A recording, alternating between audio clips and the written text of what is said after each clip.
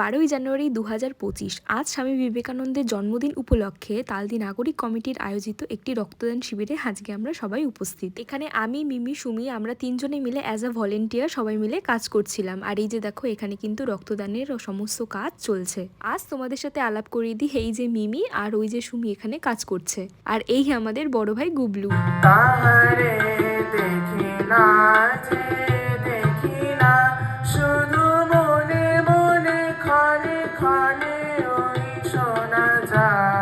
ভাই খুব সুন্দর গান গায়। ভাইয়ের গান কেমন লাগলো অবশ্যই কিন্তু কমেন্ট করো। চা খাচ্ছি গাইজ।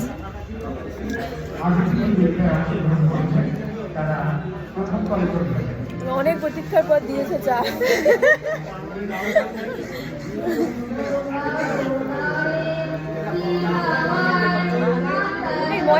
সমস্ত পার্টিসিপেটদের এভাবে ট্রাই কালারের গিফট দেওয়া হচ্ছে। তুমি মঞ্চে চলে এসো। বৃষ্টি বৈদ্য, বৃষ্টি বৈদ্য তুমি তৈরি থাকবে।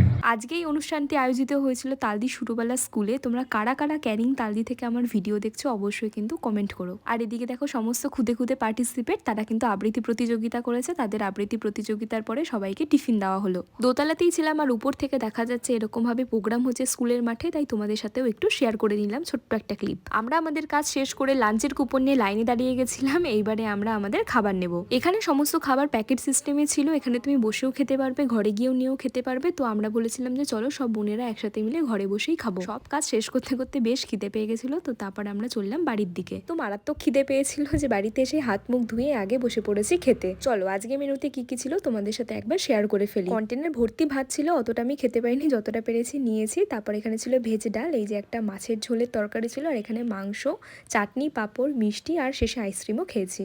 আমার কি মনে হয় জানো তো, খিদে পেটে ভাত ডাল এভাবে লেবু দিয়ে মেখে খাওয়ার মজাটাই আলাদা। খাবার দাবার খুবই সিম্পল, বেশ ভালোই লেগেছে। আচ্ছা তোমাদের একটা জিনিস জিজ্ঞাসা করি, এই যে ব্যাট পাঁপড় ভাজাগুলো খেতে তোমাদের কেমন লাগে বলো তো? আমার কিন্তু বেশ ভালো লাগে।